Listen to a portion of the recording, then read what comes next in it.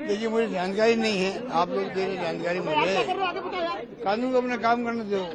अगर मान लो जितनी नोटिस दे ही दिया है, पूछताछ की है, जवाब दिया होगा उन्होंने, टाइम मांगा होगा, टाइम नहीं दिया है, कोई सोच समझ के नहीं दिया होगा। मैं कैसे कह सकता हूँ कुछ, मुझे कुछ पता नहीं है।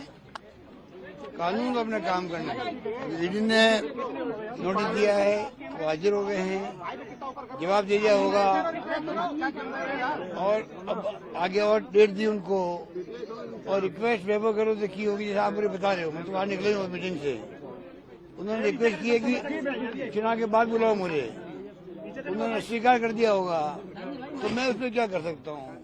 कानून अपना काम करेगा। इतना मैं कह सकता हूँ कि कोई दम नहीं है नोटिस के अंदर। सिंपल नोटिस है, सिंपल इन्फॉर्मेशन मांगी गई है।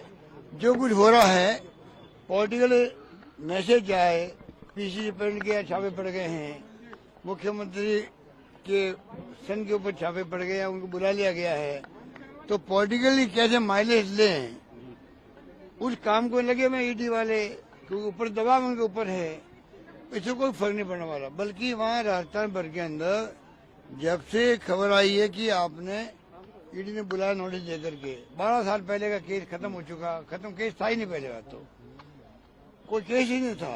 एक मिस्टर किरीट सोमैया बोलते थे 12 साल पहले, घूम करके वो हम सुनते थे, उन बातों को लेकर बुला लिया गया। प्रदेश कांग्रेस अध्यक्ष की एक बड़ी पोस्ट होती है, हमारा पार्टी अध्यक्ष हैं, पेपर लिख के मैंने उनके घर में घुस गए और पूछताछ की नहीं उनसे, पूछताछ नहीं की, ना बयान लिए उनके, और दिन में बैठे रहे वहां पर। आप सोच सकते हो ये पूरा पॉलिटिकल खेल है बीजेपी का, और उससे बहुत बड़ा रिएक्शन राजस्थान के अंदर गांव-गांव में पहुंचा है रिएक्शन। इनको लेने देने पड़ जाएंगे। भारत सरकार के जिन नेताओं के इशारे पर ईडी की कार्रवाई चल रही है, तो छत्तीसगढ़ हो, चाहे राजस्थान हो, चाहे और कोई राज्य हो। कर्नाटक में आपने देख लिया, डीके शिव कुमार जी, वो भी प्रदेश के अध्यक्ष थे कांग्रेस की, 22 बार छापे पड़े वहां पे, 22 बार छापे पड़े। चुनाव कौन जीता? कांग्रेस जीती। वो स्थिति होगी राजस्थान के अंदर भी होगी, छत्तीसगढ़ में भी होगी, मध्य प्रदेश में भी होगी। जितने छापे डाल दे, अब इनके छापों का इफेक्ट नहीं रहा है। ये कोई जमाना था सीबीआई पहुंच जाए कहीं पर, इनकम टैक्स रेड हो जाए, ईडी पहुंच जाए, तो समाज भी उसको बहुत बुरा मानता था। ये पता नहीं इन्होंने कितने बड़े क्या घोटाले कर दिए होंगे।